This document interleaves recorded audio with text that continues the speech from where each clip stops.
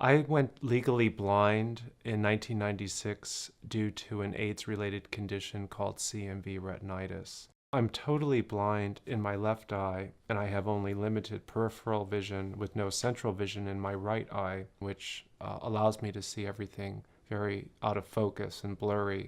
I see the world very much like it appears in an Impressionist painting.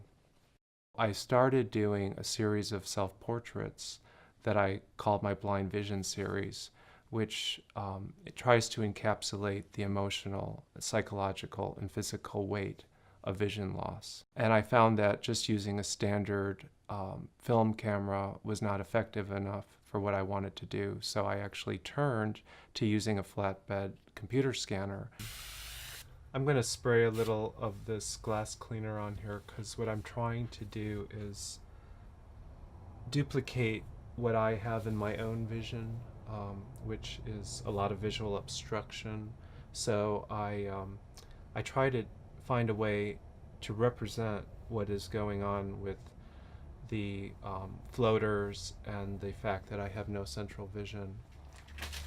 I also put on these shards of tinsel, which help me to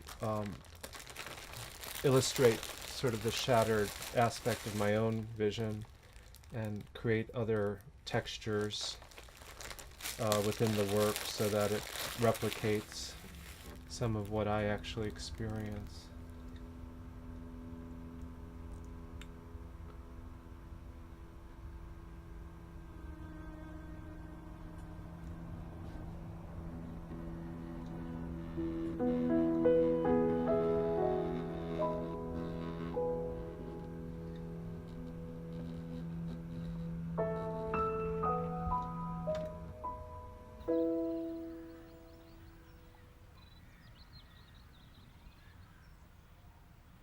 I was born legally blind with a condition called optic nerve hypoplasia. What you can see clearly at 400 feet, I have to get up to 20 feet to see clearly. So my eyesight's very poor, but because I was born with this condition, you know, it's all I know. So I've adapted.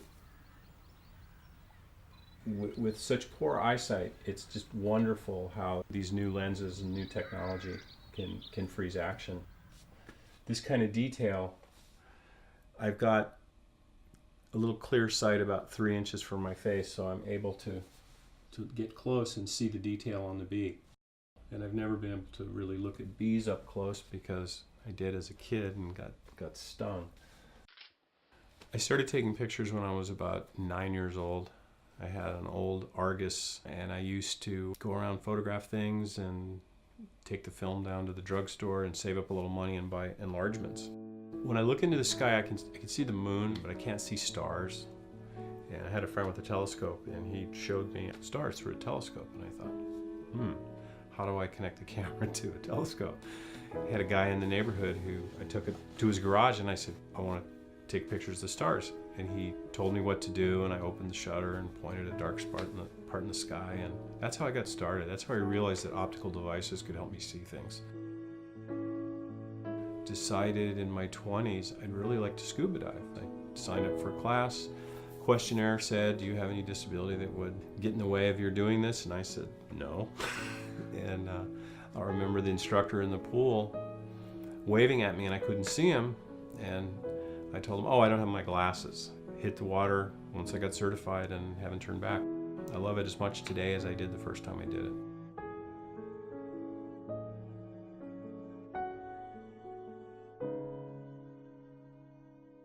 I have something called retinitis pigmentosa, and I lost my sight over time. My vision closed off as a camera aperture closes.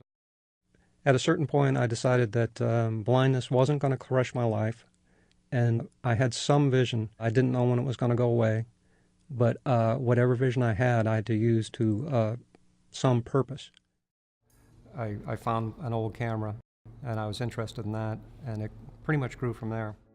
By doing photography, my work makes people question their own assumptions about what the disabled can and can't do. So I'm actually breaking barriers without saying very much verbally. I don't try to show the sighted world in my photographs. I can, but there's no reason for that. I would prefer to show the world I see with its flaws and with some of the scary stuff, because things aren't perfect. I don't think I've ever seen, I don't think I've experienced something that's perfection. I've made a few things that I feel are close, but there's always, and sometimes I think flaws or those imperfections can be interesting. In life, as a photographer, as any kind of artist, you're always striving for whatever it is at the time. I want to create a perfect imperfection, a superrealism, to deal aggressively with the realities of the human body. It's important to me that what I produce does have a good resemblance to what I have in my mind's eye, but it doesn't necessarily have to be exactly the same.